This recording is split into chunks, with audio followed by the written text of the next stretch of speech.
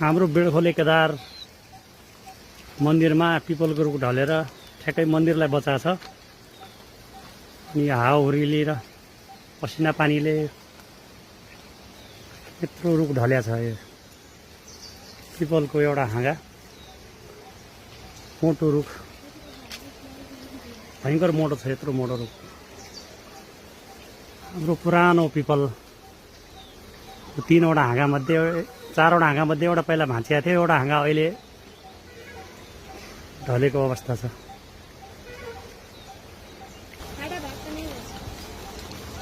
तलसम्म हाँगा पुगेका छन्। उयो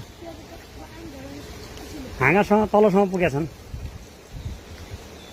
यत्रो ठुलो रुख हेर्न, पुरा वालहरू भत्किया छ त्यहाँको। हाम्रो पूजा गर्ने पिपल ढलेकोमा हामीलाई पनि नराम्रो लागिरहेछ। बेडुखुले केदारको मानवलाई बचाएर, पहिला पनि एउटा हाँगा ढलेको थियो, तर यसै गरी ढलेको थियो। मानवलाई कुनै पनि क्षति भएको छैन। केदार देवताको हाम्रो पिपलको रुख ढलेर यसको अवस्था छ।